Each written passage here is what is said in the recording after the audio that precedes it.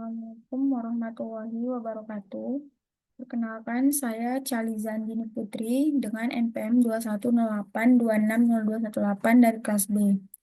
Baik, di sini saya akan mempresentasikan mind map saya, mind map emergency, di mana saya akan di sini membawa materi shock. Nah, shock itu ada terbagi menjadi empat. Yang pertama ada shock hipovolemik, yang kedua ada shock kardiogenik, yang ketiga ada shock distributif, dan ada yang keempat itu shock obstruktif. Nah, secara definisi, shock ini adalah kondisi yang mengancam jiwa yang diakibatkan ketidakmampuan sistem sirkulasi menyuplai oksigen dan nutrien ke jaringan. Nah, yang pertama itu di sini akan kita bahas yaitu ada shock hipovolemik.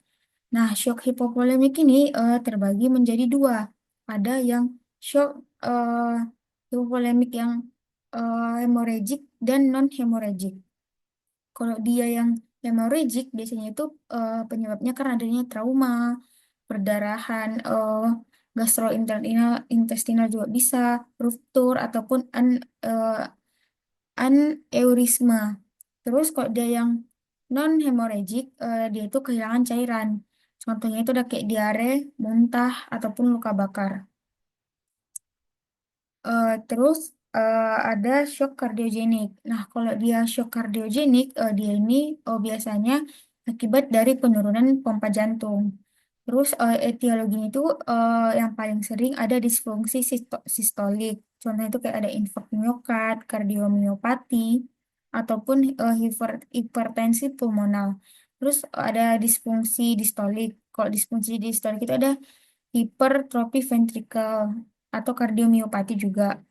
Terus ada distremia, ada gangguan struktur. Nah, yang ketiga itu ada shock distributif. Nah, di mana kalau dia shock distributif ini adalah akibat dari dilatasi pembuluh darah besar, di mana nanti terjadinya penurunan sistemik vaskular, sehingga terjadilah penurunan preload.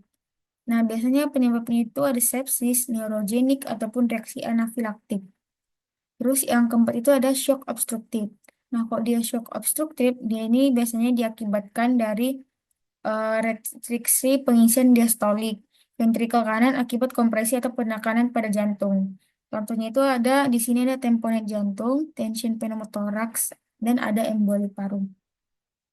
Nah, kalau misalnya tanda-tanda shock itu kan ada tekanan darahnya turun, heart rate-nya naik, dan akralnya dingin. Nah, kalau misalnya udah terjadi shock, itu kita kasih intervensi keperawatan. Itu keperawatan di IGD. Itu ada 5, ada airway, breathing, sirkulasi, disability, sama exposure. Nah, di sini yang akan kita perhatikan di airway itu kita untuk menjamin jalan napas dari si pasien. Terus di breathing itu kita bisa memberikan oksigen dan mempertahankan saturasi oksigennya itu lebih dari 95%. Nah, di sirkulasi, disitulah kita bisa melakukan pasangan eh, akses intravena atau pemberian cairan.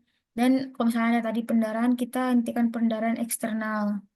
Terus kalau dia di disability, di sini tuh kita akan melakukan pemeriksaan tingkat kesadaran, respon pupil, dan fungsi sensorik maupun motorik dari si pasien. Nah, kalau di exposure, di sini kita perhatikan dari permukaan tubuhnya, kita lihat apakah ada deformitas, luka terbuka, ada nyeri tekan, ataupun bengkak. Nah, terus untuk penanganan shock yang lebih spesifik, itu ada dibagi lagi. Kalau dia tadi shock hipovolemik karena dia tadi pendarahan atau kekurangan cairan, oh, dia itu penanganan khususnya itu hentikan kehilangan cairannya tadi. Terus kembalikan volume sirkulasi dan resusitasi cairan dengan 3:1. Yang dimana 3:1 ini maunya 3 mili kristaloid untuk tiap 1 mili estimasi kehilangan darah. Terus kalau dia shock kardiogenik, dia itu penanganan ini apa perlu kita nilai masalah utamanya. Apakah dia gara-gara volume, apakah dia pompa ataupun irama. Kalau dia masalah volume berarti kita berikan cairan dan nilai kecukupan cairannya. Tapi kalau dia masalah pompa, kita perhatikan dari tekanan darah sistoliknya. Kalau dia masalah irama, kita sesuaikan dengan takiaritmia atau brady aritmia. Nah, kalau dia shock distributif, ini ada dibagi lagi.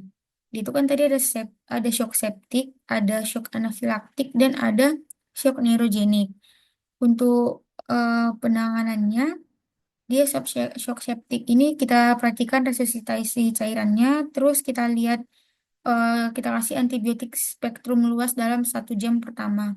Kalau dia anafilaktik bisa kita kasih epineprin ataupun dipenidramin dan kita pertahankan RW-nya.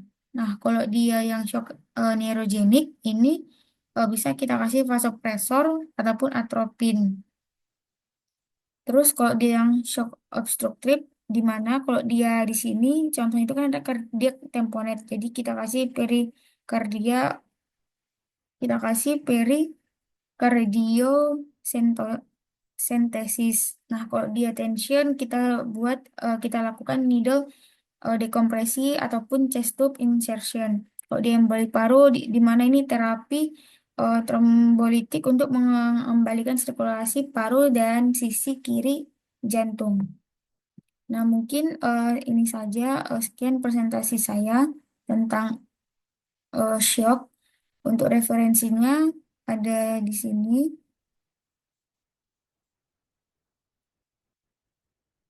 Mungkin sekian saja presentasi saya. Mohon maaf apabila ada salah. Terima kasih. Assalamualaikum warahmatullahi wabarakatuh.